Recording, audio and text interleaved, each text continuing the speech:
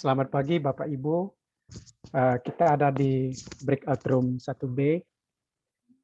Di room ini akan membicarakan terkait adaptasi penjangkauan populasi kunci HIV, di mana ada 4 pembicara yang ada di layar, dan untuk breakout room ini akan dimoderatori oleh Bapak Hussein Basalamah, MSc. Pak Hussein ini adalah program manajer dari Kios Informasi Kesehatan Atmajaya. Dia adalah lulusan psikologi kesehatan sosial dari Universitas Katolik Indonesia Atmajaya. Kemudian beliau juga sudah berpengalaman juga menjadi direktur di Yayasan Among Karsa. Kemudian juga beliau berpengalaman di berbagai hal, baik itu terkait dengan program harm reduction, kemudian juga terkait dengan beberapa hal-hal lain, baik itu juga terkait dengan kebijakan-kebijakan terkait dengan layanan-layanan rehabilitasi, dan juga hal-hal yang lainnya. Untuk itu kami berikan waktu dan kesempatan kepada Pak Hussein Basalamah untuk memulai memoderatori di ruang diskusi ini. Terima kasih. Oke, terima kasih Mas John. Selamat siang semuanya. Perkenalkan, saya Hussein, seperti tadi yang diperkenalkan oleh Pak John. Hari ini kita akan berdiskusi, mendengarkan paparan beberapa pemapar di sini, terkait dengan bagaimana kita melakukan penjangkauan inovasi terkait dengan penjangkauan. Di sini ada 3 orang ini, mohon bisa ditampilkan Pak John pembicaranya. Di sini ada Mbak Ruli Malai. Mbak Ruli ada? Sudah ada Mbak Ruli? Sudah. Mbak Ruli sudah ada ya. Mbak Ruli akan memaparkan terkait dengan adaptasi penjangkauan populasi kunci pada lingkungan rentan terhadap penularan COVID-19. Mbak Ruli ini, beliau adalah seorang aktivis dari komunitas transgender dan koordinator Waria Krisis Center di Yogyakarta. Untuk organisasinya Mbak Ruli dari Kebaya ya Mbak Ruli ya. Oke, selanjutnya Pak John untuk pemapar hari ini ke sesi ini. Pemapar hari ini ada Bu Erna Herawati, S.An, MA PhD. Mbak Erna ya saya sebut akan mempresentasikan adaptasi penjangkauan populasi kunci HIV di lingkungan yang rentan terhadap penularan COVID-19. Jadi di sini terkait dengan CV-nya, Bu Erna Herawati ini memiliki keahlian di bidang gender, seksualitas, antropologi medis, dan pengembangan masyarakat. Lulus sarjana antrop di Universitas Gadjah Mada, gelar MA-nya dari antropologi di Ateneo de Manila University the Philippines, serta gelar PhD antropologi dari Australian National University. Ini begitu banyak penelitiannya ya, mulai dari 2018-19. Sebelumnya Pak John, ini ada beberapa penelitian yang bisa kita baca terkait 2018-2019, ada strategi dan pencegahan penanggulangan penyakit tidak menular berbasis sosial budaya di Jawa Barat, ada investigasi of services delivery for tuberculosis by private sector in Bandung, Indonesia, 2019-2020, gender dan perdagangan kaki lima di Kota Bandung, Surabaya, dan 2017 populasi kunci di HIV di Indonesia dan lain-lain. Ini profil dari Bu Erna S.An, MA PhD. Lanjut. Selanjutnya kita ada satu pemapar, ini Pak Muhammad Ilham Dani Damanik. Pak Dani, biasa disebut gitu, Pak Dani Damanik, saya kenal, akan memaparkan terkait dengan panduan pelaksanaan penjangkauan pada situasi krisis COVID-19. Pak Dani ini beliau sehari-hari di Yayasan Karitas Tani Madani atau biasa dikenal Karisma, sebuah organisasi yang bergerak di bidang harm reduction, adiksi nafsa, dan lain. Sekarang dari karir dari 2016 sebagai staf lapangan, sekarang 2019 sampai dengan sekarang menjadi program manager di Karisma. Selamat datang Pak Dani. Terus satu lagi, nah ini ada Bang Parisman Sofian, ya. Parisman Sofian itu dari Yayasan Pesona Jakarta, sebuah organisasi yang bergerak di isu LSL dan HIV/AIDS di Kota Jakarta. Parisman ini akan memaparkan terkait dengan pandemi di antara risiko dan adaptasi bagi penjangkau LSL di Yayasan Pesona Jakarta. Secara karir memulai dari peer educator, pernah jadi outreach worker juga di Yayasan Intermedica, terus jadi koordinator outreach di Yayasan Intermedica juga, dan koordinator outreach, dan sekarang menjadi program manager di YPJ. Begitu perkenalannya teman-teman semuanya. Mungkin kita langsung saja ya untuk mempersingkat waktu, kita langsung ke Mbak Maya yang pertama ya. Baruli. Sudah siap? Baruli Maya, silakan. Siap Bapak. Bismillahirrahmanirrahim. Assalamualaikum warahmatullahi wabarakatuh. Waktunya 15 menit ya Mbak Ruli ya.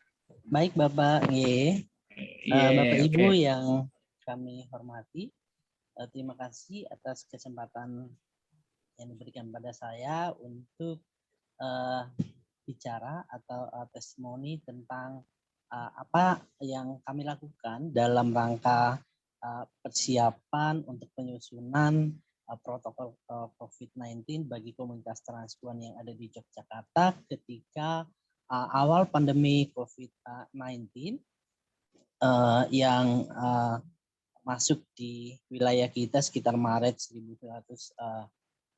2020. Tentu saja ada banyak hal yang kami awali dalam proses yang terkait dengan penyusunan protokol COVID. Pertama adalah petisi keprihatinan kami sebagai komunitas atas situasi pandemi yang melanda dan sangat berdampak kepada komunitas transpuan khususnya di daerah istimewa Yogyakarta dan komunitas marginal lainnya termasuk WPS yang mereka bekerja pada sektor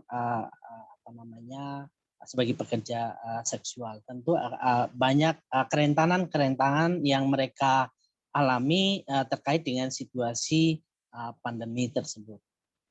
Pertama, sejak Perpres 12 tahun 2016 tentang pembubaran Komisi Penanggulangan HIV dan merger ke Kementerian Kesehatan telah menyebabkan berkurangnya anggaran strategis bagi upaya pencegahan penanggulangan AIDS di Indonesia pada umumnya maupun di Yogyakarta pada khususnya. Namun dengan Perda 12 tahun 2010 dan Pergub 37 dan 39 tahun 2012 sehingga pemerintah daerah istimewa Yogyakarta masih bisa mengalokasikan penganggaran daerah untuk kegiatan Komisi Penanggulangan AIDS di tingkat DIY. Kami sebagai salah satu anggota KPA di daerah istimewa Yogyakarta tentu harus memanfaatkan efisiensi dan efektivitas dari segala aspek pendanaan terkait dengan anggaran. Nah, ketika COVID-19 di Maret 2020 tentunya pemerintah semakin konsentrasi untuk penanganan wabah baru, sehingga anggaran untuk pencegahan dan penanggulangan HIV pun semakin kecil. Tentu saja dengan kecilnya penganggaran pada HIV membuat kami yang melaksanakan penjangkauan dan pendampingan ODA di tingkat kota dan kabupaten menjadi kian sulit untuk bisa tetap survive keterbatasan yang ada, baik dari aspek fasilitas yang dimiliki oleh lembaga maupun SDM dan penganggaran.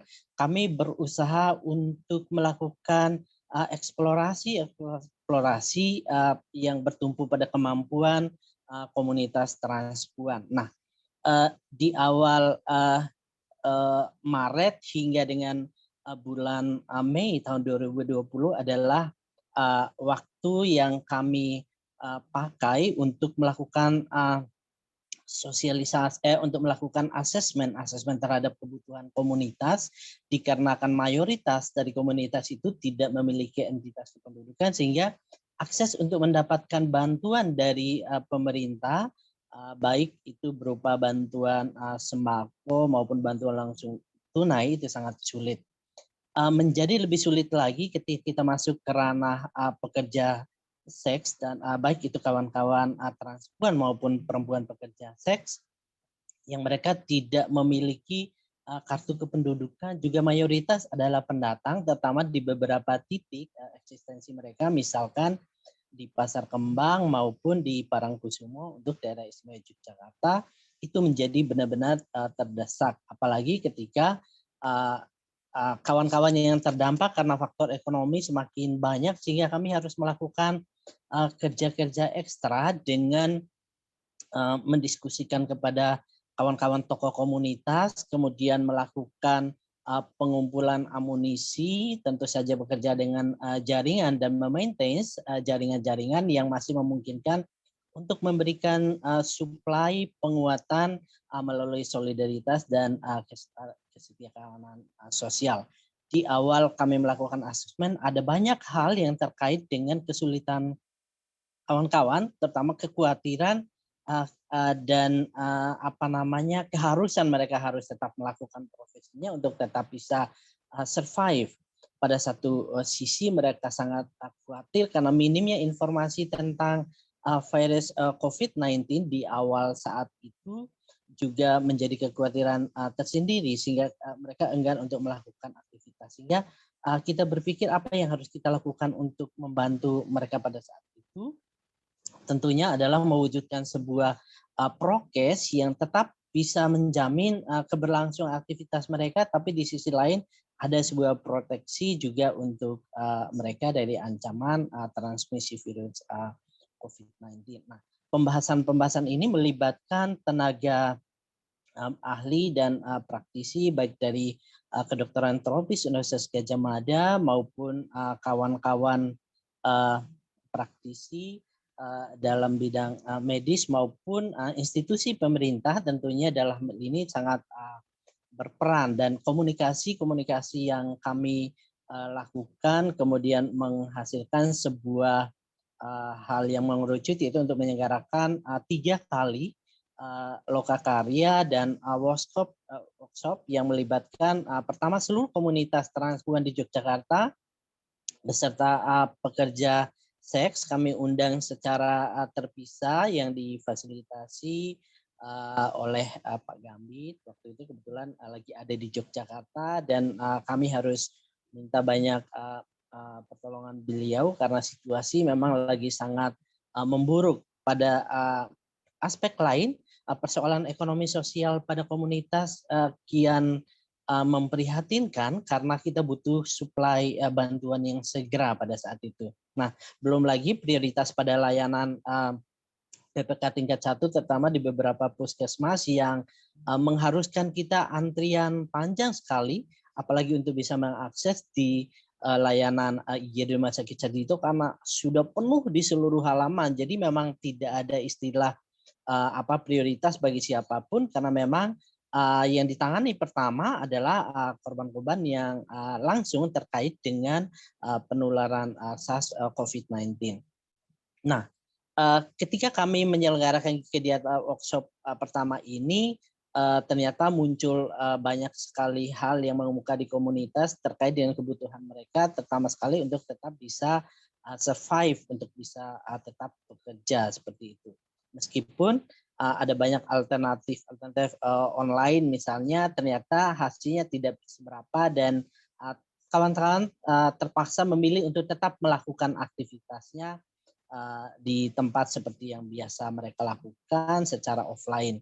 Kemudian kami mengundang seluruh pemangku kepentingan, di situ juga kepala dinas kesehatan, baik di provinsi maupun di level kota kabupaten, kepala-kepala puskesmas, kemudian kita melakukan pembahasan dan menerima beberapa masukan dari beliau tentang aspek-aspek medis yang kemudian bisa dilakukan untuk menyusun prokes ini.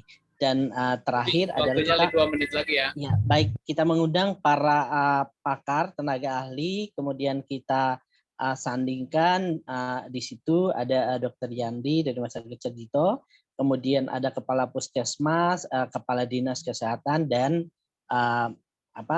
praktisi kesehatan. Kemudian terkait dengan tantangan pada penjangkauan, tentu saja kami memanfaatkan sistem secara online untuk melakukan penjangkauan pada komunitas dan pada ODA. ODA tetap kami layani untuk pengambilan ARV maupun untuk kawan-kawan yang kontrol dengan memanfaatkan dokter yang bertugas di shelter Yayasan Kebaya Yogyakarta, dan hal ini berlangsung cukup lama. Kemudian pada fase PPKM dan keadaan sangat-sangat sulit di mana banyak berjatuhan korban yang terdampak karena keterbatasan nutrisi, vitamin dan lain sebagainya. Kemudian kami menginisiasi untuk melakukan sebuah pengumpulan donasi yang kemudian kami bisa mengatasi sekitar 250 orang pekerja seks perempuan dan kawan-kawan transpuan, karena kami sempat bekerja sama dengan lembaga donor BFDW dan VIAV pada fase ke-1 yaitu bulan Juni hingga Desember tahun 2020 dan membuka 9 dapur umum yang kami tujukan kepada seluruh masyarakat dan komponen kelompok-kelompok rentan, dan ini sangat membantu. Ternyata dalam fase 6 bulan ini banyak sekali hal yang bisa kami lakukan. Selain penyusunan protokol COVID, juga memberikan pendistribusian bantuan sembako, kemudian membuka dapur umum, kemudian kami juga men-setup beberapa usaha mandiri, kelompok-kelompok yang masih tetap bertahan di tengah situasi pandemi COVID-19. Mungkin secara keseluruhan itu yang kami lakukan terkait dengan persiapan kami dalam penyusunan prokes untuk kawan-kawan pekerja seksi komunitas dan juga model penjangkauan pada ODA. Tetapi sampai dengan saat ini akses ARV tetap berjalan dengan baik meskipun pada fase PSBB yang pertama sempat ada kekhawatiran karena banyak kelangkaan ARV yang kemudian pemberian hanya berlangsung selama 2 minggu yang biasanya dilakukan 2 bulan, dan ada penggantian jenis regimen yang biasanya satu regimen dalam satu obat dalam 3 regimen itu diberikan sekaligus, kemudian ada regimen yang dikasih secara terpisah, mungkin seperti awal-awal pemberian ARV terdahulu. Tapi kami harus berterima kasih kepada DHT Project yang dipimpin Dr. Yandi di Kementerian Kedokteran Tropis Universitas Gadjah Mada banyak membantu, terutama terkait dengan akses untuk fasilitasi kawan-kawan ODA yang terapi ARV. Demikian Bapak, matur nuwun, mohon maaf. Oh, terima kasih banyak Mbak Ruli. Sangat menarik ya bahwa tadi disampaikan ada beberapa hal yang saya catat di sini terkait dengan mulai dari ada petisi keprihatinan dari teman-teman komunitas terkait dengan pengurangan anggaran, terus ada ini juga yang menjadi penting ya, bahwa komunitas melakukan asesmen terhadap kebutuhan komunitas itu sendiri dan muncul memastikan adanya prokes untuk melibatkan seluruh komponen. Jadi ini yang kita menjadi bahan pembelajaran buat kita semua, bahwa ketika melakukan intervensi HIV/AIDS di masa COVID itu harus melibatkan seluruh komponen. Dalam hari ini ada akademisi, aktivis dan lain-lain. Terima kasih Mbak Ruli, mudah-mudahan bisa diaplikasikan di tempat-tempat lain ya. Ya termasuk ya sangat salut, apresiasi sebesar-besarnya buat teman-teman Kebaya sudah melakukan adanya dapur umum dan lain-lain. Oke, selanjutnya pemapar selanjutnya ada Bu Erna Herawati. Erna Herawati.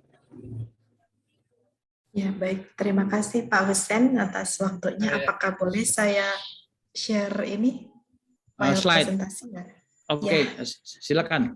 Silakan. Nanti dibantu. Oke, baik.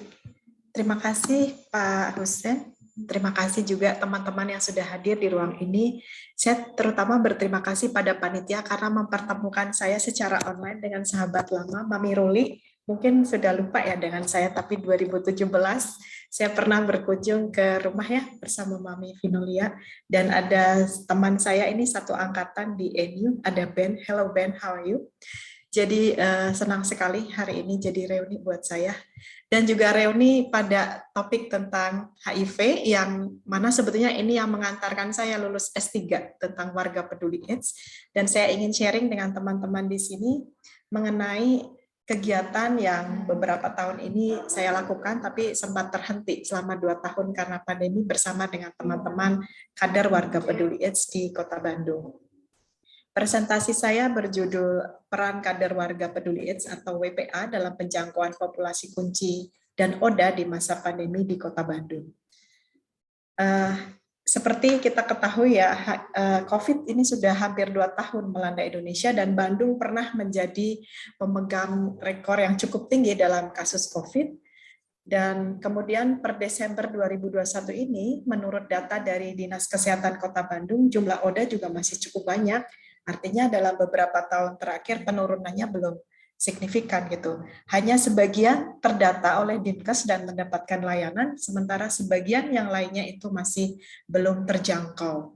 Nah, untuk penjangkauan populasi kunci dan ODA itu perlu selalu diupayakan agar cita-cita kita untuk zero HIV itu juga bisa diwujudkan, dan mereka yang sudah terlanjur ODA itu dapat mendapatkan pelayanan yang diperlukan gitu. Namun pada waktu COVID melanda Bandung ini bukan hal yang mudah gitu untuk menjangkau mereka dan juga menemani mereka untuk mendapatkan layanan-layanan.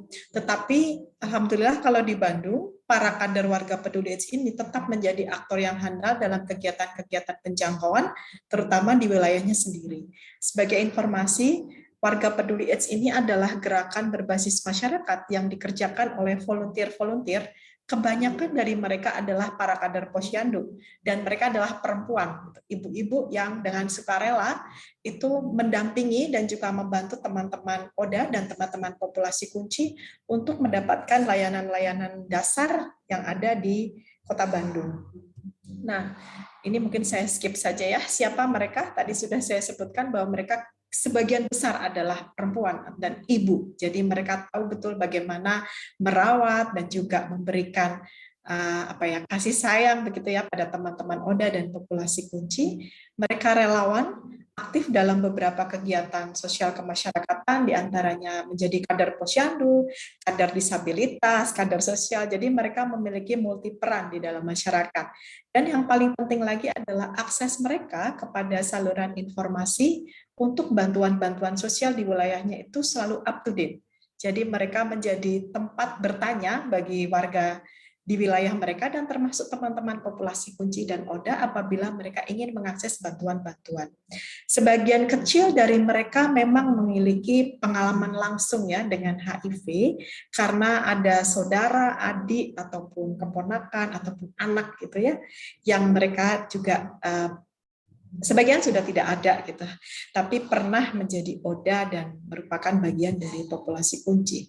Sejak tahun 2000 hingga saat ini, peran mereka sudah tidak diragukan lagi dalam penjangkauan populasi kunci.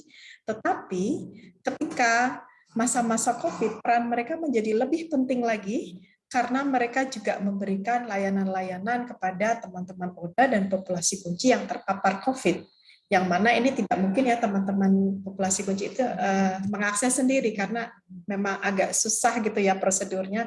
Tapi ibu-ibu ini selalu siap sedia untuk mengantarkan mereka berobat dan sebagainya. Nah, ini adalah beberapa kegiatan yang dilakukan oleh para kader WPA, termasuk kampanye anti stigma pada populasi kunci yang bahkan di masa pandemi ini pun mereka masih melakukan kegiatan-kegiatan kampanye itu.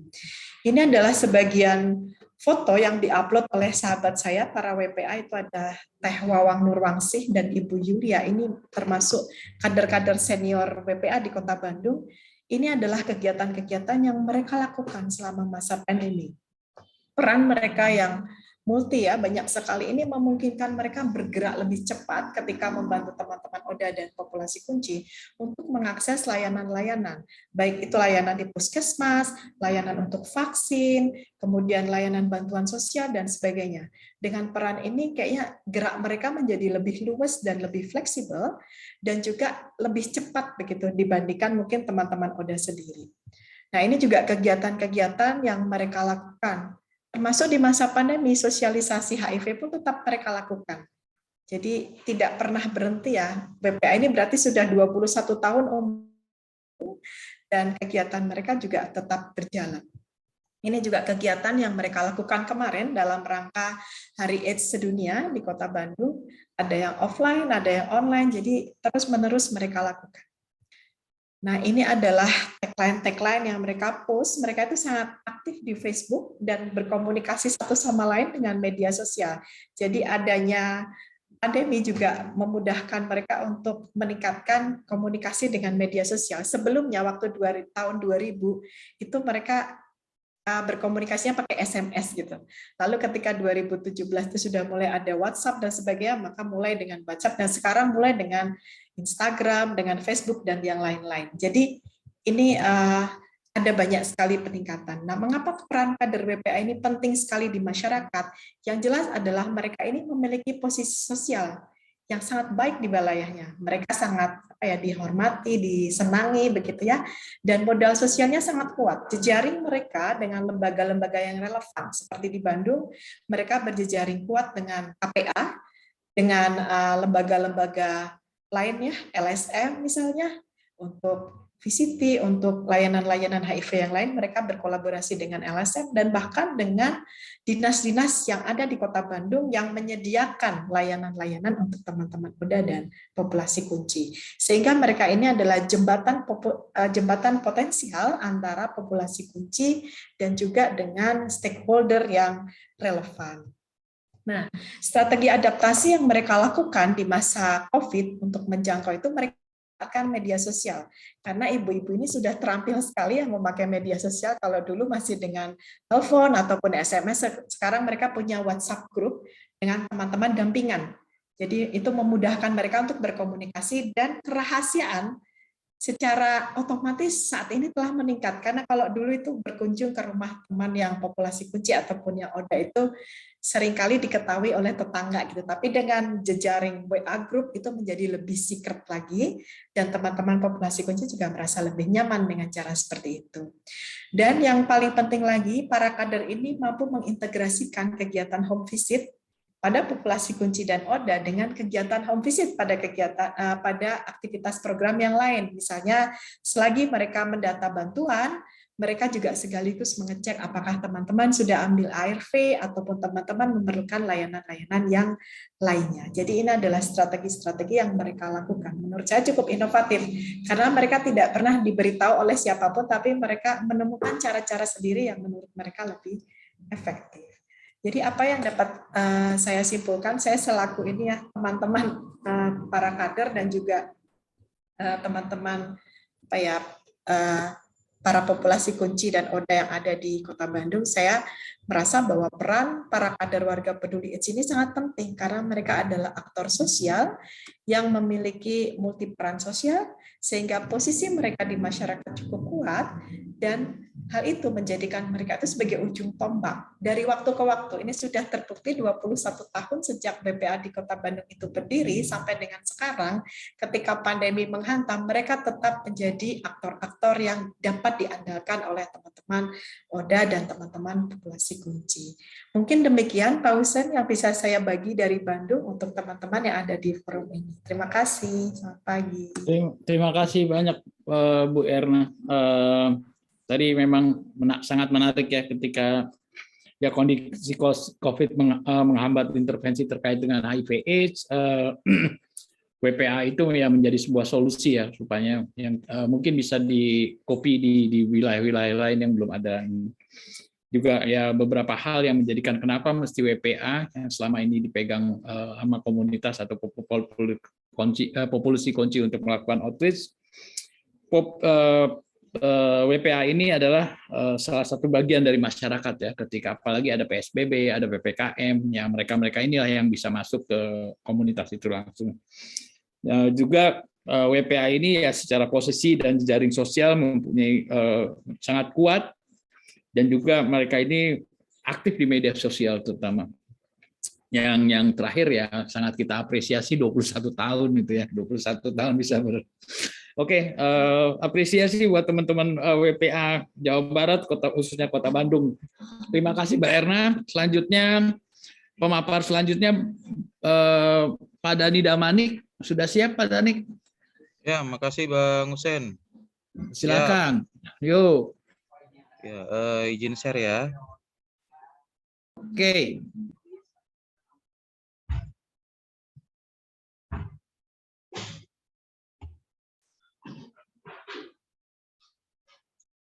Ya, baik Bapak Ibu sekalian, sebelumnya selamat siang.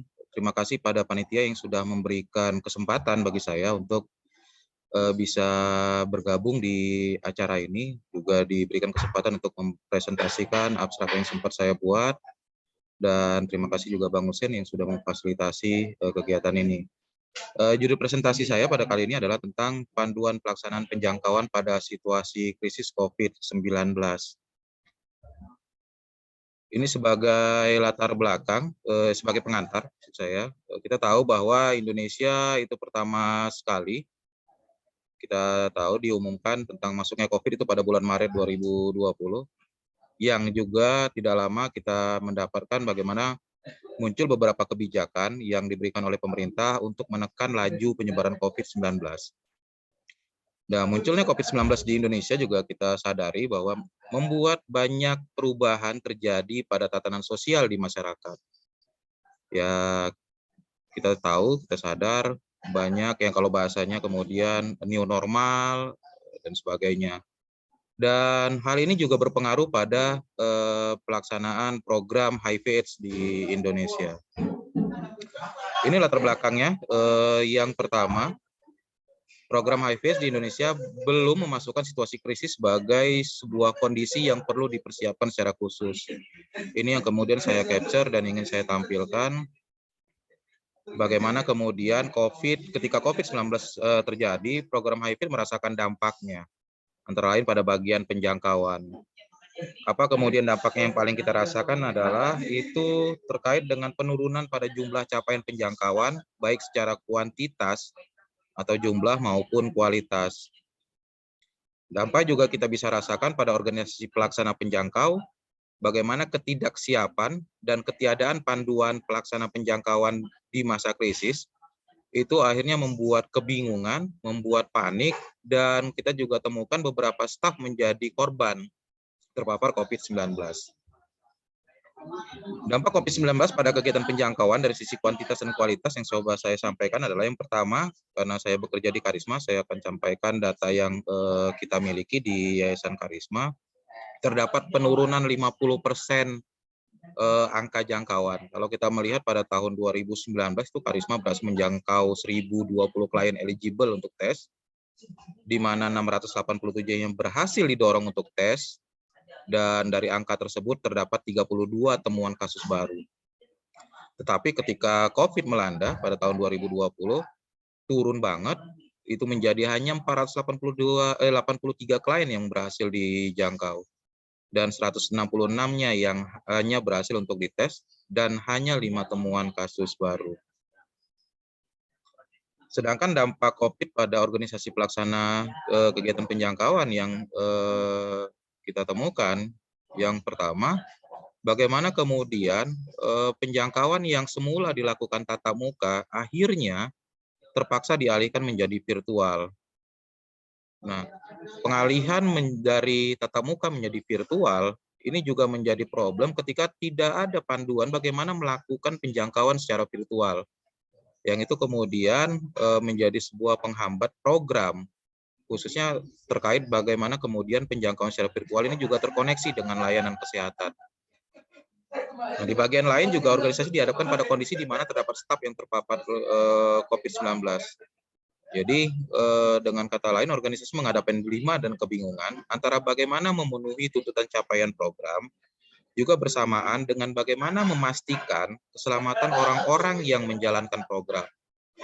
Di satu sisi, setiap organisasi akan berpikir bagaimana programnya jalan, bagaimana capaiannya dapat, dan di satu sisi juga dia harus berpikir, memutar otak, bagaimana orang-orangnya yang bekerja di program ini selamat. Itu jadi dilema tersendiri bagi setiap organisasi. Nah, pembelajaran yang kemudian dapat kita tarik adalah kalau kemudian kita berkomitmen ingin ending age 2030 itu benar-benar tercapai, dari situasi COVID-19 ini, kita harusnya berpikir bagaimana mendorong seluruh pemangku kepentingan untuk mempertimbangkan situasi krisis sebagai instrumen yang harus disiapkan dalam program HIV, khususnya pada bagian penjangkauan. COVID-19 hanya satu hal yang kemudian harus dapat menjadi pembelajaran bagi kita.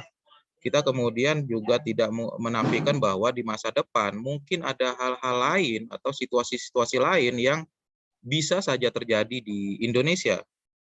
Apakah itu misalnya bencana alam ataukah mungkin virus yang lain dan sebagainya. Kita perlu langkah-langkah antisipasi. Nah, tata laksana penjangkauan di masa krisis diharapkan dapat memastikan kualitas dan kuantitas program itu serta orang-orang yang terlibat itu aman dan terlindungi. Jadi selain juga bagaimana penjangkauan di masa krisis itu kita bisa pastikan berjalan, tidak terganggu, dan kita juga secara bersamaan harus juga memastikan bagaimana orang-orang yang berada di dalam programnya juga aman. Nah, pengaturan bagaimana menjangkau di masa krisis, pengaturan tentang keselamatan dan ketersediaan alat pencegahan merupakan bagian yang harus tersedia dalam tata laksana penjangkauan di masa krisis. Ini yang harus kita perhatikan. Jadi kita juga sangat paham banget, walaupun misalnya kita lihat di beberapa waktu belakangan diskusi-diskusi ini sudah mulai ramai kita lakukan, tapi kemudian kita harus merujuk pada satu kesatuan tentang bagaimana kita menyepakati apa yang harus dilakukan ketika situasi krisis terjadi, apapun itu bentuknya. Mau dia misalnya COVID-19 yang sampai sekarang belum selesai, atau situasi-situasi krisis yang kemungkinan terjadi di masa yang akan datang. Kesimpulannya, situasi krisis bisa terjadi kapan saja. Jadi mau apapun itu bentuknya, itu bisa terjadi kapan saja. COVID-19 telah mengajarkan bahwa krisis bisa terjadi tanpa direncanakan dan tanpa diduga. Di masa depan, kemungkinan bisa saja terjadi situasi krisis lainnya, sehingga harus ada upaya antisipasi dan persiapan, khususnya dalam program HIV/AIDS. Itu jika kita ingin serius, jika kita ingin tetap berada pada komitmen ending AIDS 2030 ingin dicapai.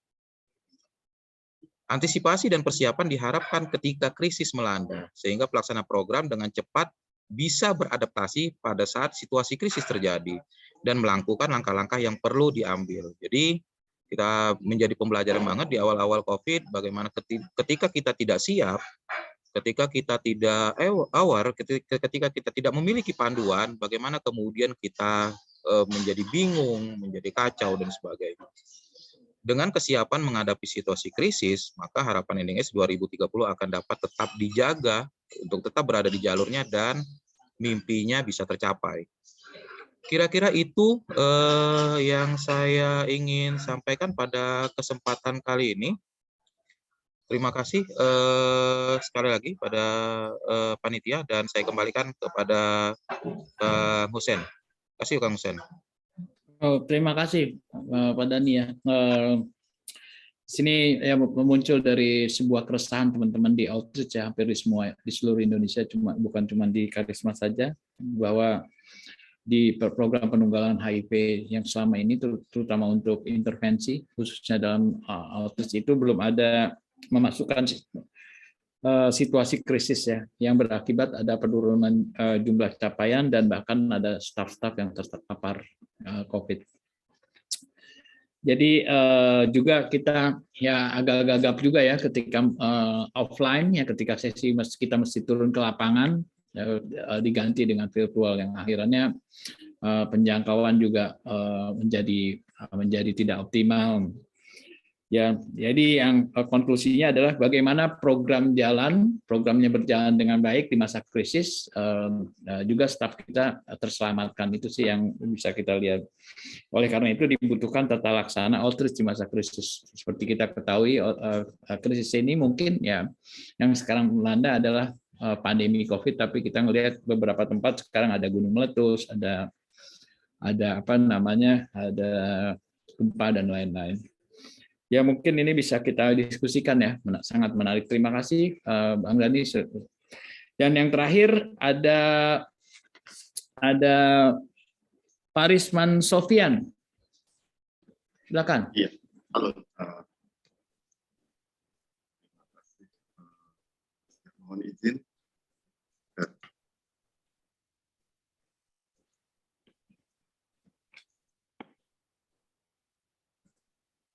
Sudah nampak, Pak? Sudah, Pak Risman. Silakan. Oke, sebelumnya Bismillahirrahmanirrahim. Selamat siang. Assalamualaikum warahmatullahi wabarakatuh. Salam sejahtera untuk kita semua. Om Swastiastu, Namo Buddhaya, salam kebajikan. Perkenalkan, saya Risman Sofian yang biasa dipanggil Abin. Saya dari perwakilan Yayasan Pesona Jakarta. Untuk Yayasan Pesona Jakarta sendiri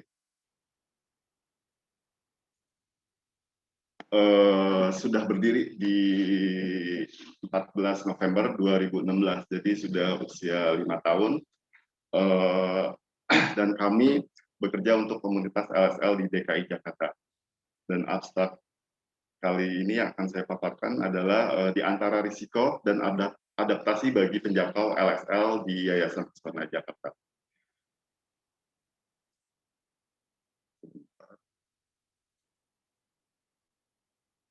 Oke, untuk visi Yayasan Pesona Jakarta adalah masyarakat yang sehat, masyarakat dan komunitas yang sehat serta berdaya dengan pendekatan hak asasi manusia. Serta misinya membantu pemerintah dalam melaksanakan program pencegahan, pengobatan, dukungan, dan perawatan terhadap TB, IMS, serta HIV dan AIDS dalam rangka kesehatan dan kesejahteraan. Berikutnya, mengembangkan dan memelihara komunikasi dan bekerja sama yang baik antar mitra dan stakeholder yang berkepentingan untuk mencapai terpenuhinya kesehatan, kesejahteraan, kemandirian, dan keberdayaan secara fisik, psikis, identitas seksual, gender, serta hak seksual dan reproduksi. Berikutnya, melakukan kerja advokasi menuju tercapainya kesehatan dan kesejahteraan jasmani, termasuk TB, IMS, HIV, dan AIDS, serta tercapainya kesejahteraan masyarakat berdasarkan hak asasi manusia tanpa ada stigma dan diskriminasi. Dan yang terakhir, meningkatkan kesejahteraan komunitas dan masyarakat melalui kapasitas ekonomi kreatif. Dan ini kegiatan utama di Yayasan Pesona Jakarta. Kami menjangkau, merujuk, serta mendampingi LSL di DKI Jakarta. Dan kami juga bekerja sesuai dengan cascade, artinya kami menjangkau, setelah menjangkau ada yang eligible yang untuk dilakukan tes, serta dirujuk dan didampingi apabila ada temuan kasus. Serta mendokumentasikan dan mendampingi teman-teman audit. Yang mana kami mendampingi teman-teman audit juga. Selain itu merujuk LSL dan pasangannya secara online, secara langsung dan secara online juga. Terus mobile clinic atau mobile testing yang kami lakukan. Dan yang terakhir adalah depth assessment. Ini adalah penggalian faktor risiko kepada dampingan agar kita bisa mengetahui dampingan mana yang berisiko untuk bisa dirujuk. Untuk lingkup kerja kami yaitu selain melaporkan data bank juga ke Jakarta, juga kami ke EPIC sendiri yaitu donor kami saat ini. Selain itu, kami juga berstrategi program ya berbasis data, terus pengembangan organisasi, ya maksudnya perkembangan organisasi artinya kami juga mengembangkan organisasi. Selain untuk penjangkauan juga kami sebetulnya untuk ekonomi kreatif di situ juga kami ada beberapa divisi seperti divisi kreatif, divisi pesona muda, divisi entrepreneur, dan divisi KDS. Nah, selain itu kami memastikan keamanan dan keselamatan lembaga, yang mana memang keamanan dan keselamatan lembaga itu menjadi peran penting untuk keberlangsungan program ke depannya. Dan yang terakhir, program harus berjalan dan menyesuaikan situasi pandemi. Dan strategi selama pandemi yang kami lakukan, karena memang COVID ini sendiri masuk Indonesia itu sekitar tanggal 2 Maret 2020, yang mana sampai dengan saat ini jumlah kasus sudah di atas 4 juta. Dengan korban meninggal pun sudah terlampau banyak. Jadi makanya kami juga berstrategi bagaimana agar program tetap berjalan, tanggung jawab kami terhadap komunitas juga tetap kami lakukan, tapi kami tetap mengedepankan kesehatan staf itu sendiri. Yang pertama, kami melakukan virtual secara outreach secara virtual, artinya kami lebih banyak melakukan penjangkauan secara virtual melalui media sosial atau aplikasi dating apps. Terus media sosial terkait outreach, kami juga membuat konten-konten menarik, bagaimana kami bisa memberikan informasi terkait apa yang dibutuhkan klien atau dampingan. Terus kualitas di antara kuantitas, artinya kami tetap mengedepankan kualitas di antara kualitas, yang mana sebelum kami melakukan rujukan ke layanan dampingan bisa kami gali faktor risikonya untuk menentukan kualitas agar meningkatkan temuan kasus. Dan ini assessment tersebut terus merujuk hanya yang beresiko tinggi. Nah, itu yang dimaksud untuk berkualitas sehingga temuan kasus kami meningkat, serta penjangkauan dan pendampingan secara virtual. Dan yang terakhir, monitoring capaian secara online atau spreadsheet. Artinya teman-teman itu mendokumentasikan bukan hanya di buku catatan, tapi ada juga secara virtual atau secara spreadsheet. Dan ini target untuk semester 2 di fiskal year 2021. Untuk penjangkauannya 7.764, untuk tesnya 4.658, temuan positifnya 373, serta enrollnya 354, dan ART-nya 336. Nah, ini data capaian kami di semester 2, April sampai September 2021, yang mana kami sudah menjangkau ada 7.445 orang.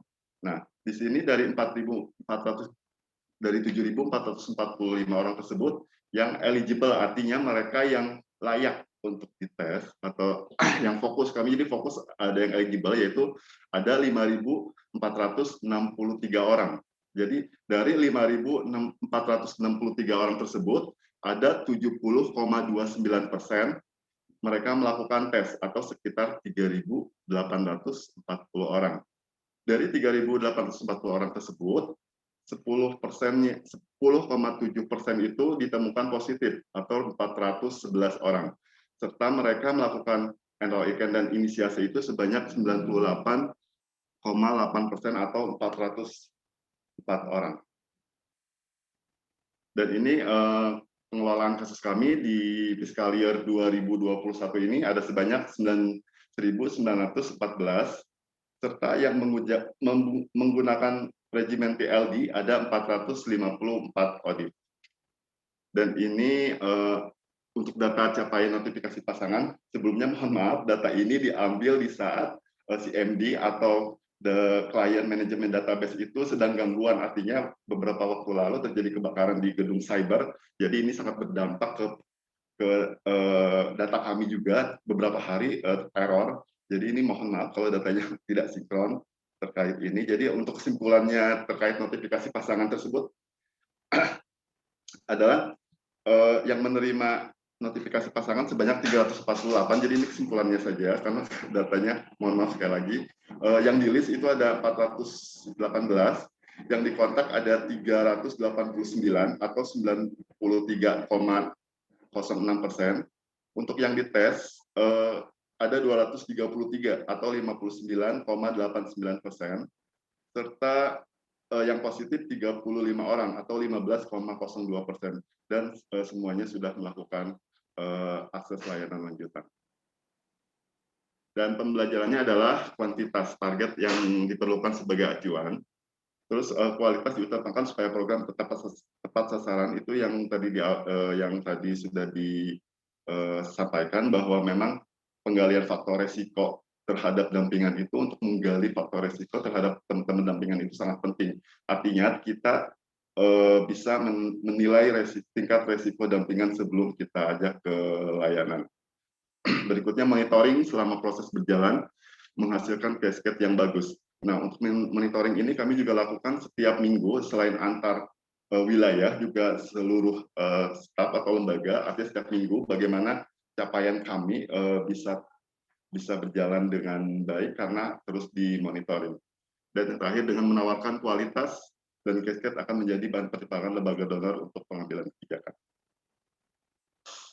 Untuk tantangan program selama pandemi ini, memang situasi pandemi yang banyak pembatasan selain di layanan kesehatan, karena memang adanya PSBB, PPKM, terus layanan kesehatan itu sendiri mengurangi jam operasionalnya, membatasi pasien berkunjung, itu menjadi tantangan kami selama pandemi ini. Dan kami juga artinya kami juga lebih mengedepankan kesehatan. Jadi kami melakukan kerja di rumah, tapi karena memang penjangkauan kami secara online, jadi kami bisa melakukan itu. Walaupun untuk dirujuk, kami juga bisa melakukan rujukan secara online. Artinya teman-teman yang sudah digali faktor resikonya, kami arahkan untuk pelayanan tanpa kita harus turun pelayanan. Itu kalau yang benar-benar teman-teman dampingan yang sudah kita gali faktor resikonya. Dan ini jam layanan yang berkurang. Terus di layanan sendiri juga banyak petugas kesehatan yang diperbantukan untuk COVID, bahkan ada petugas yang terpapar COVID, jadi itu menjadi tantangan utama kami. Selain itu juga banyak staf yang terinfeksi COVID di lembaga sendiri. Artinya sebetulnya ini tantangan program ini. Jadi kekhawatiran kami selama pandemi ini banyak tantangan. Jadi pas nanti pandeminya sudah mulai kondusif, malah kekhawatiran kami tuh kasus ledakan HIV yang akan tinggi kalau misalkan kalau seandainya tidak ada solusi bagaimana kami bisa melakukan hal ini. Dan ini kasus yang terjadi di Yayasan Pesona Jakarta sendiri, dari total 59 staf, ada 27 orang yang pernah terpapar kasus COVID, 1 orang itu reinfeksi, artinya dia terinfeksi 2 kali, dan 2 orang meninggal. Dari total keseluruhan 2 orang meninggal, dan sisanya semuanya dinyatakan sembuh. Dan itu saja dari Yayasan Pesona Jakarta. Sekali lagi terima kasih waktunya. Selamat siang. Wassalamualaikum warahmatullahi wabarakatuh. Waalaikumsalam warahmatullahi wabarakatuh. Terima kasih Pak Risman ya. Sangat menarik presentasinya terkait dengan apa yang dilakukan teman-teman Yayasan Pesona Jakarta yang melakukan penjangkauan dan pendampingan khusus untuk LSL di wilayah DKI Jakarta. Juga bagaimana strategi ketika ketika ada pandemi itu cukup berhasil ya. Kita lihat bahwa ada melakukan virtual outreach dan sosial media ya, khususnya memang buat teman-teman di ini yang menjadi pembelajaran Jadi juga ada bagaimana teman-teman Pesona Jakarta itu melakukan prioritas untuk rujukan terkait dengan resiko. Jadi resiko tinggi yang akan diprioritaskan.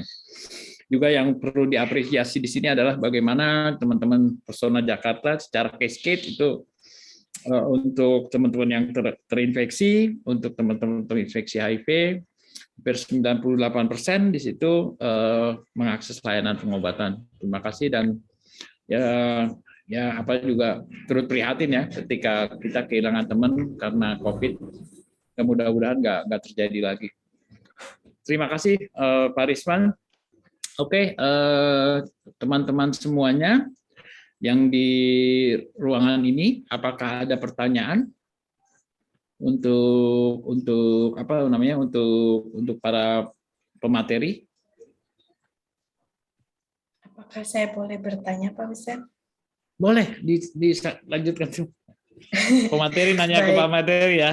Iya boleh ya, karena kan ini sharing boleh. pengalaman ya. Boleh. Saya tertarik mendengar tadi cerita dari teman-teman, mulai dari Mami Ruli dan kawan-kawan. Kan biasanya kalau bantuan-bantuan sosial selama COVID itu yang digunakan adalah berbasis domisili atau KTP. Nah, sementara setahu saya teman-teman populasi kunci itu kan mobilitasnya sangat tinggi. Nah, bagaimana strategi yang dilakukan oleh kawan-kawan di beberapa lembaga ini untuk membantu teman-teman populasi kunci untuk mengakses layanan-layanan sosial, misalnya bantuan-bantuan sosial yang dikucurkan oleh pemerintah selama masa pandemi ini gitu. Dan kemudian juga bagaimana strategi yang akan dilakukan oleh teman-teman di yayasan gitu terkait dengan pasca COVID, kira-kira seperti apa gitu. Terima kasih Pak Hussein dan teman-teman. Terima kasih Bu Erna ya. Ya tadi pertanyaannya kelihatannya ketiga-tiganya nih ya. Bagaimana sih strategi mengakses khususnya bantuan sosial ya untuk populasi apa namanya populasi kunci khususnya di masa COVID. Bisa ini Mami Ruli dah mulai bisa dari Mami Ruli nanti bisa ditambahkan yang lain. Baik Bapak, terima kasih Ibu. Pertanyaan yang menarik sekali. Saya kira memang cerita tentang pengalaman kita untuk tetap bisa survive, baik secara individu, komunitas maupun kelembagaan, ini menjadi best practice yang penting bagi kita semua di tengah pandemi COVID supaya tetap bisa survive paling tidak begitu. Secara garis besar, mayoritas kawan-kawan transpuan adalah pendatang di Yogyakarta. Dari 283 itu hanya sekitar ya 60% yang memiliki identitas kependudukan DIY, tapi mayoritas mereka tidak terdata juga untuk mendapatkan bantuan-bantuan langsung tunai dari pemerintah meskipun mereka memiliki identitas kependudukan. Artinya sistem kita secara database yang dilakukan oleh pemerintah melalui Kementerian Sosial dan Kementerian Kesehatan belum cukup bagus, belum cukup komprehensif untuk bisa menjangkau kebutuhan dari komunitas marginal, sehingga mereka tidak boleh dikatakan nyaris tidak mendapatkan bantuan selama pandemi COVID-19. Untuk itu kami sebagai penggerak komunitas melakukan upaya-upaya inisiasi sendiri, misalnya antara Maret sampai dengan Mei itu benar-benar murni kami berinisiasi dengan CSR yang mendukung kami dan fundraising yang kami miliki sendiri dari semua CBO komunitas yang ada di Yogyakarta. Kita satukan kemudian kita distribusikan kepada seluruh komunitas dan terbatas pada komunitas transpuan. Nah, baru pada bulan Juni tahun 2020 hingga Desember ada dua lembaga donor yang menawarkan kerjasama, yaitu VIIV dan BFDW. Kemudian kami bisa menghandle distribusi bantuan langsung kepada semua pekerja seks yang ada di Yogyakarta, termasuk perempuan pekerja seks di Pasar Kembang dan juga di Parangkusumo dan seluruh transpuan yang ada di Yogyakarta. Dan untuk pemanfaat tambahan, kami tambahkan lansia-lansia dan para pemulung yang ada di sekitar 8 titik lokasi tempat pemukiman para transpuan, terutama yang berdomisili di Balai Kota dan Sleman serta Bantul itu mendapatkan manfaat tambahan. Kemudian masa-masa yang paling sulit adalah pasca pembatasan yang pertama, PSBB yang pertama, menuju fase PPKM adalah masa-masa paling sulit karena ada sekitar 11 kawan-kawan transpuan yang kemudian dalam kondisi sakit dengan berbagai macam infeksi opportunities atau comorbid, kemudian mereka akhirnya tidak tertolong karena faktor pemenuhan kebutuhan gizi dan nutrisinya tidak terpenuhi. Jadi itu kemudian yang membuat kami mengcrowd dana sendiri. Kami membuka dompet donasi melalui rekening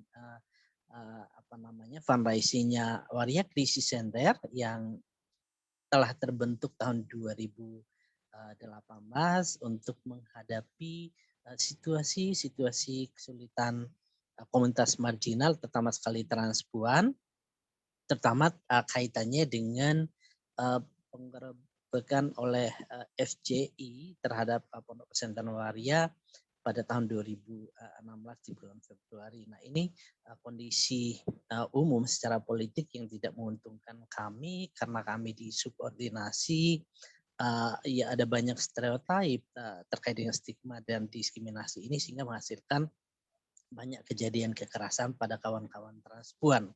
Nah, di akhir fase PPKM ini kami mengcrowd dana itu menghasilkan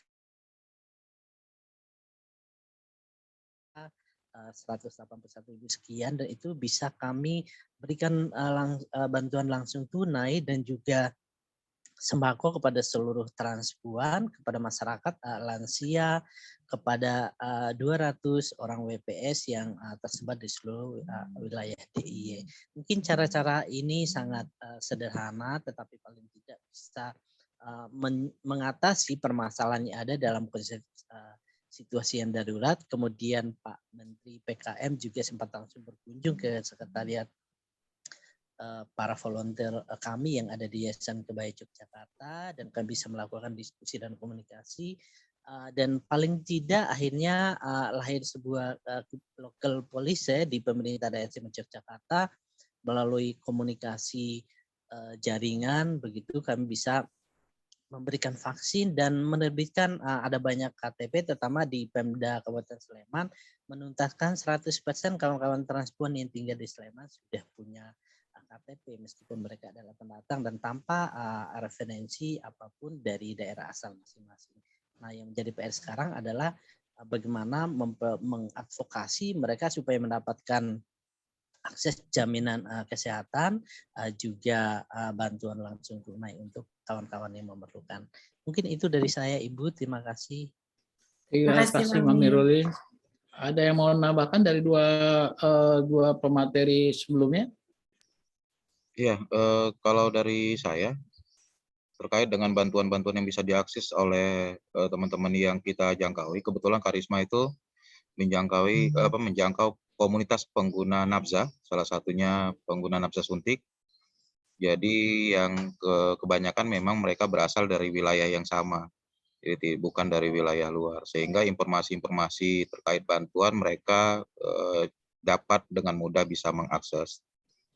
Jadi terkait dengan bantuan, para dampingan itu mendapatkan bantuan dari pemerintah yang itu bisa diakses sendiri melalui lingkungan, baik RT, RW, dan sebagainya. Juga ada bantuan dari teman-teman organisasi mitra, yang itu biasanya melalui kerjasama dengan kita, dan juga ada dari beberapa perusahaan.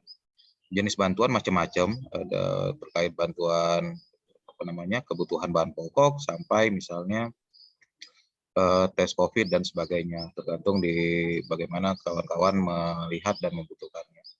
Aku cuma nambahin itu, Bang Chen. Makasih. Thank you. Oke. Ada lagi yang boleh, Pak. Iya. Silakan, singkat saja ya. Terima kasih ya waktunya. Kalau untuk teman-teman YPJ sendiri sama seperti Bang Dhani, ya memang kami juga menginformasikan bagaimana caranya untuk akses bantuan dari pemerintah yang misalkan langsung masuk ke rekening itu kan seperti PUKM dan apa lupa itu seperti apa, dan pokoknya bantuan yang langsung bisa diakses masuk ke rekening pemerintah juga ya. Kami juga YPJ sendiri pernah memberikan bantuan kepada teman-teman ODIP yang terdampak bantuan sembako ataupun bantuan untuk mereka bisa mengakses misalkan obat, karena kan banyak keterbatasan sehingga dampak ini sangat luar biasa. Kalau untuk staf sendiri, memang kami juga memfasilitasi, kami juga bekerja sama dengan beberapa stakeholder, salah satunya dengan misalkan Mr. Ben, ini terima kasih Mr. Ben yang selalu memberikan APD ke Yayasan Pesona Jakarta, terus juga kepada teman-teman Atma Jaya yang memfasilitasi kami juga terkait untuk kesehatan mental, karena memang ini sangat kami butuhkan di saat pandemi ini, selain APD juga terkait kesehatan mental. Itu saja tambahannya. Terima kasih. Oke, terima kasih.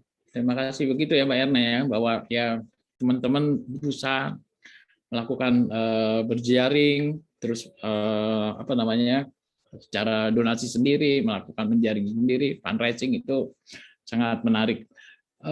Ada lagi yang akan bertanya kepada para pemateri kita ini? Ini ada dari NH. NH siapa nih? Saya bacakan ya, Pak NH. Seberapa besar keberhasilan metode virtual bisa menggantikan peran metode penjangkauan dibandingkan sebelum pandemi? Apa rekomendasi metode penjangkauan virtual ke depan setelah new normal? Ini mungkin bisa Mas Dani sama siapa namanya, Risman ya. Seberapa besar keberhasilan metode virtual bisa menggantikan peran metode penjangkauan? Jadi dibandingkan dengan sebelum pandemi, dan apa rekomendasi penjangkauan virtual ke depan setelah new normal ini? Silakan, bisa Mas Dani dulu atau Mas Risman dulu. Ya, saya dulu kali ya, Kang Sen. Boleh. Ya, kalau berbicara seberapa besar keberhasilan metode virtual menggantikan peran penjangkauan secara tatap muka, sejauh ini kita melihat potensi keberhasilan sangat kecil. Dari sisi, saya berbicara dari sisi organisasi kita ya, Yayasan Karisma. Kita paham bahwa Yayasan Karisma itu menjangkau pengguna nafza. Yang kita tahu pengguna nafza itu ketika berbicara tentang penjangkauan virtual pasti menggunakan salah satunya medianya adalah misalnya handphone ya, baik via telepon atau WhatsApp dan sebagainya. Nah, pengguna nafza itu problemnya adalah jarang sekali punya handphone yang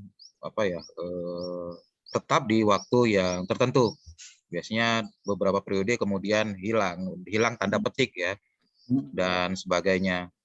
Nah, teman-teman kemarin mencoba misalnya menjangkau secara menggunakan media sosial, Facebook, Twitter, dan sebagainya. Nah, problemnya adalah butuh waktu kemudian untuk bisa direspon. Jadi bisa saja misalnya mengkontaknya pagi, responnya sore atau 2 hari kemudian. Nah, ini sebuah problem. Tapi kita melihat ada potensi juga yang kemudian kita bisa dapatkan, bagaimana kemudian virtual ini memang menjadi salah satu solusi ketika situasi krisis terjadi. Namun kemudian memang harus dipersiapkan sedemikian rupa. Salah satunya bagaimana kemudian di awal pada saat kontak awal dengan klien, proses pendokumentasian profil klien itu harus sedemikian rapi. Bagaimana misalnya apa media sosial yang dipergunakan, terus alat komunikasi apa yang dipergunakan dan sebagainya, sehingga ketika situasi pandemi seperti ini atau situasi krisis yang lain terjadi, kontak itu bisa kemudian bisa tetap terjaga dengan dampingan. Ini yang kemudian kita dibuktikan di 1 tahun terakhir, yang di awal kita lihat bagaimana susah sekali berkomunikasi dengan dampingan, berkomunikasi dengan klien karena kita memang tidak mempersiapkan hal-hal terkait dengan kondisi seperti ini, tapi kemudian kita coba berimprovisasi dan sebagainya, ini kemudian bisa terbangun. Walaupun memang kita akuin ketika berbicara kualitas, nah itu ntar dulu gitu. Kenapa? Biasanya misalnya ada batasan-batasan tertentu, misalnya terbatas waktu, kadang-kadang lagi asik nelpon berbicara, kita ditinggal pergi, misalnya gitu, dimatikan handphone dan sebagainya karena sesuatu hal. Sehingga kalau kita berbicara soal penjangkauan yang berkualitas secara virtual, nah ini kita perlu diskusi lebih lanjut lagi. Makanya saya bilang kita perlu duduk bersama seluruh pemangku kepentingan untuk mendiskusikan bagaimana kemudian tata laksana penjangkauan secara virtual yang mungkin menjadi salah satu alternatif ketika situasi krisis terjadi di Indonesia. Jadi ini kemudian yang bisa kita lakukan. Sebagai tambahan, saya juga bisa sampaikan bagaimana kemudian problemnya mengkoneksikan penjangkauan dengan ketersediaan layanan. Gitu. Karena kita paham banget kita membutuhkan hubungan langsung yang selama ini hubungan langsung dengan layanan kemudian digantikan secara virtual. Bagaimana kemudian setelah berkontak dengan klien, berkontak dengan layanan, mempersiapkan itu butuh waktu yang ini juga menjadi kendala. Kira-kira itu Bang Husin dari saya. Oke, terima kasih. Selanjutnya, Risman ada masukan nggak terkait dengan pertanyaan dari Pak NH? Ya, Pak NH yang misterius itu. Pak NH, Pak Nasrun, terima kasih Pak. Pertanyaannya menarik. Ya betul, karena sebelum pandemi sendiri memang kami Yayasan Pesona Jakarta itu sudah melakukan secara virtual. Artinya memang untuk dampingan LSL sendiri itu lebih banyak, lebih mudah sebetulnya, lebih mudah secara virtual karena banyaknya aplikasi khusus yang seperti dating app, seperti A, B, C itu banyak sekali. Yang kalau kita masuk ke aplikasi tersebut ya memang untuk teman-teman komunitas. Nah itu jadi sebelum pandemi pun kami sudah melakukannya. Nah, di masa pandemi ini kami harus berinovasi bagaimana agar penjangkauan virtual itu juga sama seperti penjangkauan secara langsung. Karena memang ada beberapa kekurangan untuk penjangkauan virtual tersebut, artinya mudah diblok, artinya teman-teman dampingan tidak cepat paham, memang harus ketemu juga kalau untuk informasi lebih lanjut. Nah, kalau untuk rekomendasi yang pasti kami selalu berinovasi bagaimana untuk membuat konten-konten menarik, bisa live secara live streaming, misalkan di media sosial. Kami terus berinovasi, bekerja sama. Sekarang kan untuk rujukan aja bisa langsung kita booking online melalui reservasi online, salah satu seperti itu. Jadi kami tetap berinovasi bagaimana pembuatan KIE digital untuk lebih mudah memberikan informasi kepada dampingan kami. Itu aja tambahannya. Terima kasih. Terima kasih. Jawabannya ya memang berbeda antara komunitas LSL dan komunitas IDU itu penerapannya juga menjadi beda. Mungkin ini juga ada satu pertanyaan lagi ya terakhir mungkin ya, mengingat waktu juga. Ini dari Bang Yohanes Gentar, host kita nih. Apakah ada protokol penjangkauan virtual yang dikeluarkan oleh lembaga masing-masing ya, atau dari Karisma, YPJ, Kebaya sehingga dampingan tetap terhubung? Masing-masing teman-teman ada ininya nggak? Sudah punya protokol sendiri atau sudah mengembangkan protokol?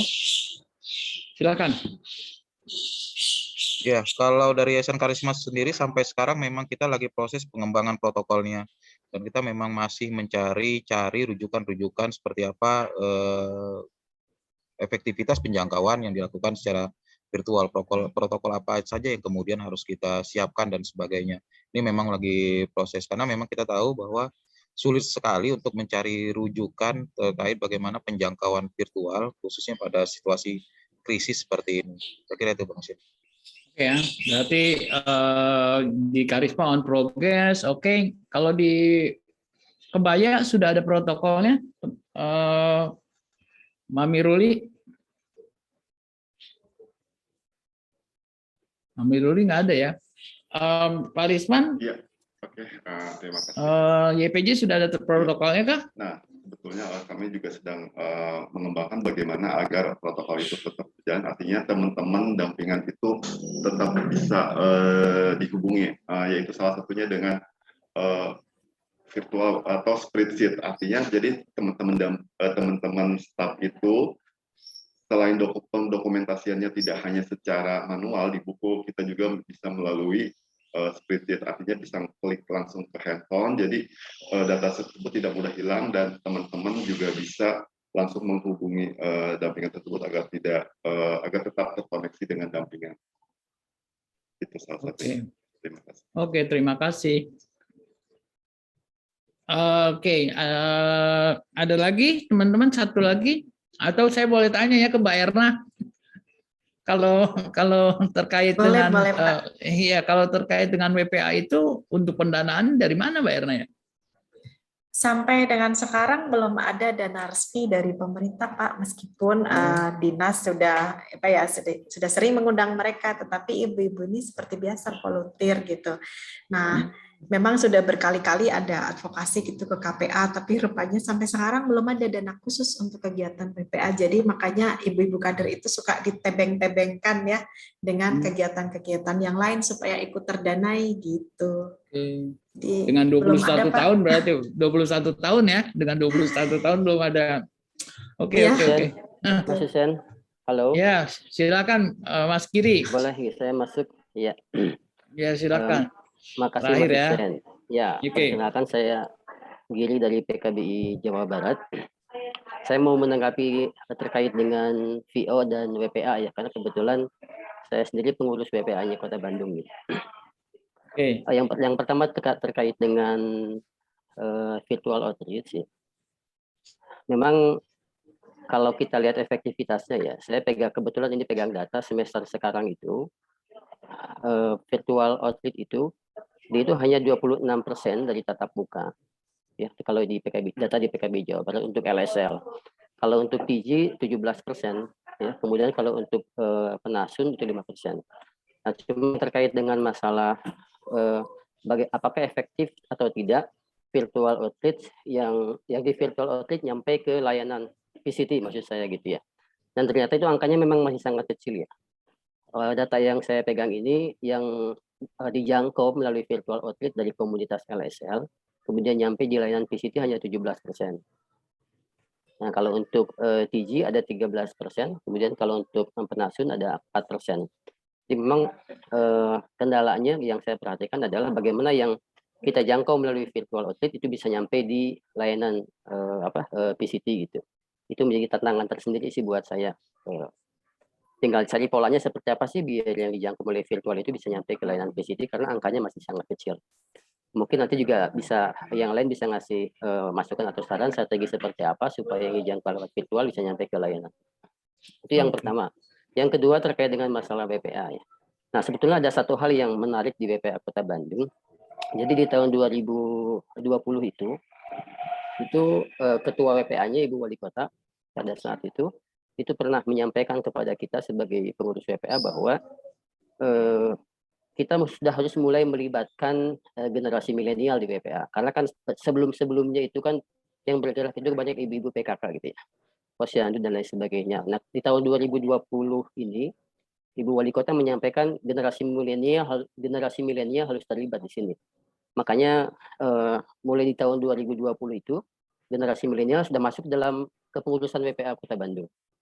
Makanya salah satu kegiatan WPA Kota Bandung itu adalah merekrut para influencer ya untuk mempromosikan HIV/AIDS kepada masyarakat. Dan saya pikir ini cukup menarik ya, karena mereka adalah para influencer terlibat dan masif menyampaikan informasi tentang HIV/AIDS kepada publik, sehingga informasi tentang HIV/AIDS itu bisa nyampe kepada publik secara masif karena yang menyampaikannya adalah para influencer gitu. Nah, kemudian terkait dengan masalah dana yang ada di WPA Kota Bandung, memang secara langsung sih saya juga belum melihat ya ada dana yang langsung masuk ke dalam WPA. Cuman setahu saya sampai dengan hari ini itu dana itu dititipkan lewat KPA-nya. Ya. Dititipkan lewat KPA. Jadi di KPA itu ada alokasi dana yang memang ini untuk kegiatan WPA gitu. Jadi masih dititip di KPA, belum langsung kepada WPA. Memang belum begitu besar, tapi saya pikir ini jadi salah satu stimulan ya ke depannya untuk mudah-mudahan ke depan bisa mendapatkan dana yang lebih besar dan mungkin bisa langsung secara langsung kepada strukturnya begitu. Itu aja sih pertanyaan dan tambahan dari saya sebagai apa? Oke. Oke, kasih. Terima kasih Kang Giri ya. Jadi apa namanya, terkait dengan virtual tadi, teman-teman ada yang bisa menanggapi nggak ya? Mungkin ya Risman dengan Ilham, bagaimana strategi virtual itu bisa melingkan langsung teman-teman yang di outreach secara virtual ke apa namanya, ke layanan. Mungkin dari tadi contoh yang baik yang sudah dilakukan sama teman-teman dari YPJ ataupun dari Karisma. Ada yang mau menanggapi? Iya, aku kira ketika kita berbicara hal ini, kita memang harus duduk bareng, lagi-lagi harus duduk bareng, Bang Hussein, dengan pemangku kepentingan. Salah satunya adalah dengan layanan. Problem juga yang kita rasakan kemarin adalah bagaimana juga layanan itu tidak siap ketika pandemik terjadi. Seluruh tenaga kesehatan di awal-awal pandemik itu dialokasikan untuk penanganan COVID. Itu yang saya bilang kemudian di awal ini perlu kemudian kita duduk bareng bagaimana menyusun panduan bersama ketika misalnya bagaimana program HIV berjalan ketika situasi krisis terjadi. Baik dari sisi penjangkauannya, baik dari sisi pendampingannya, dan juga dari sisi layanannya. Sehingga ketika situasi krisis terjadi, semua siap, semua mampu dapat dengan cepat merespon. Karena ini terjadi banget situasi kemarin. Jadi kita menghadapi situasi bagaimana kemudian ketika teman-teman penjangkau berhasil kemudian meyakinkan teman-teman yang dijangkau untuk datang ke layanan, tapi kemudian layanannya tidak siap. Gitu. Saya kira itu tambahan dari saya, Bang Zain. Terima kasih ya. Berarti perlu ada duduk bareng. Oke. Jadi salah satu yang mungkin sama-sama ya, Kang Giri ya, bahwa ini ya perlu kita persiapan itu adalah ketidaksiapan kita terkait dengan menghadapi pandemi tadi. Oke, ini ada pertanyaan satu dari Mas Bujamin ya, Mas Bujamin, Pak Bujamin. Were there any instance of stigma ya? Jadi stigma untuk orang-orang yang terkena COVID dari lingkungan sekitarnya yang mempunyai high incident rate ya, yang punya. Jadi bagaimana mengatasi stigma buat teman-teman yang selama ini dilakukan ketika menghadapi stigma dari masyarakat, terutama untuk teman-teman yang terinfeksi, terkena COVID-19. Itu kan tadi udah ada beberapa ya, dari Risman, ada dari apa namanya, Risman, ada dari Dani bahwa ada beberapa stafnya yang terkena COVID. Terus juga dari Mami Ruli udah nggak ada nih. Oke, dari Risman ada ininya, Risman. Ya. Bagaimana sih menghadapi stigmanya? Terima kasih. Memang untuk stigma COVID sendiri sangat tinggi itu di awal-awalnya saja, karena pertama kali staf YPJ terpapar COVID itu di bulan Juni 2020 pas awal-awal COVID. Nah itu mereka yang terpapar COVID itu memang stigmanya sangat tinggi, selain di lingkungan, artinya di lingkungan tempat tinggal, bahkan mereka pelayanan pun itu stigma dan diskriminasinya sangat tinggi. Tapi untuk sekarang ya memang orang sudah terbiasa, jadi stigma itu pun orang sudah biasa dan saat ini. Tapi memang untuk awal-awal memang sangat tinggi beberapa staf kami yang terpapar COVID. Jadi untuk cara bagaimana menghadapinya ya pasti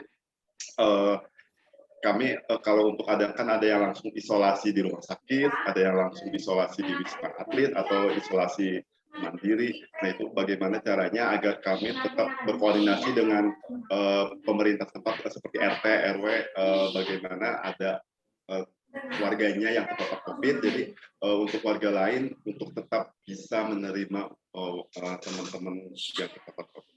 Itu aja. Terima kasih. Jadi tetap kita melakukan koordinasi ya, tetap koordinasi, kita tetap soan, melakukan sosialisasi bagaimana supaya stigma-stigma itu di masyarakat khususnya yang insiden rate-nya tinggi bisa teratasi. Ya, Mungkin itu juga, sedikit lagi, ya silakan. itu juga ada bantuan makanan, jadi siapa teman-teman kami atau dampingan yang terpapar COVID sudah berikan siap makan sehari 2 sampai 3 kali selama masa isolasi dari yang kami bekerja sama dengan Interben itu sendiri. Terima kasih. Ya, oke. Jadi selain kita bersosialisasi dengan masyarakat, tentunya kita juga perlu ada movement ya, perlu ada gerakan dari komunitas itu sendiri untuk melakukan untuk reduce di stigma. Mudah-mudahan Pak Jamin bisa terjawabkan ya dari teman-teman. Oke, sebelum kita tutup mungkin ada closing statement dari masing-masing pembicara. Di sini ada Bu Erna, ada Pak Risman, ada Dani, ada Mami Ruli, kelihatannya ketendang ya Mas Don ya. Sudah. Oke, silakan mulai dari Bu Erna aja. Closing statement ya Pak ya. Kalau saya karena bidangnya WPA, mungkin pemberdayaan berbasis masyarakat untuk penjangkauan itu harus tetap dilestarikan ya Pak, karena mereka yang terbukti lestari ada di setiap saat. Mungkin begitu. Oke. Masyarakat mah lestari ya, pasti ya. Oke. Terima kasih Mbak Erna. Terus Mas Risman. Ada closing statement-nya? Ya, yang intinya sebelumnya kami ucapkan terima kasih. Sekali lagi ini kerjasama, artinya ini tanggung jawab kami, tanggung jawab JPJ kepada teman-teman komunitas, agar teman-teman komunitas tetap bisa kami dampingi, tapi tetap staf kami tetap sehat. Artinya itu program tetap berjalan di masa pandemi, dan itu akan kami terus lakukan dengan menerapkan protokol kesehatan yang ada di masa pandemi ini untuk selalu menjaga kesehatan. Terima kasih. Oke, terima kasih Mas Risman. Terakhir Mas Dani. Ya, aku kira kita sudah harus mulai serius untuk melihat bagaimana program HIV ini bisa berjalan dan juga mempertimbangkan situasi krisis yang terjadi, sehingga sudah saatnya kita bisa duduk bersama seluruh pemangku kepentingan untuk bagaimana menyusun sebuah panduan pelaksanaan program HIV di situasi krisis, dan itu kalau bisa sesegera mungkin untuk mengantisipasi hal-hal yang kemudian terjadi di kemudian hari. Terima kasih Bang Hussein. Terima kasih ya semuanya. Ya mungkin kita bisa melihat bahwa keterlibatan semua pihak, mulai dari masyarakat, populasi kuncinya, stakeholder, pemerintah, akademisi dan lain-lain, ya kita bisa bangun bersama untuk mengatasi bukan mengatasi ya, maksudnya memastikan intervensi pada HIV, pada penanggulangan HIV/AIDS ini masih bisa berjalan walaupun di masa-masa pandemi. Mudah-mudahan ini bisa bermanfaat buat kita semua. Lebih dan kurangnya saya ucapkan terima kasih sebesar-besarnya, terima kasih, apresiasi buat semua teman-teman yang sudah melakukan kerja-kerja walaupun di masa-masa sulit. Dengan ini saya ucapkan selamat siang, assalamualaikum warahmatullahi wabarakatuh. Saya kembalikan lagi ke host Mas John. Silakan Mas John. Ya, terima kasih Bang Hussein, terima kasih juga kepada 4 pembicara kita di room 1B ini. Kita sekarang kembali ke main room nanti untuk istirahat dari jam 12 sampai jam 1. Nanti di pukul 13 nanti kita akan kembali ke plenary session 2 dengan para pembicara yang juga tidak kalah hebat itu nanti, pikir semua nanti dengan topik-topik yang berbeda itu nanti. Silakan kita kembali ke main room. Mohon untuk tidak me-live untuk pertemuan ini. Terima kasih. Terima kasih Bang John semuanya. Terima kasih semuanya. semuanya.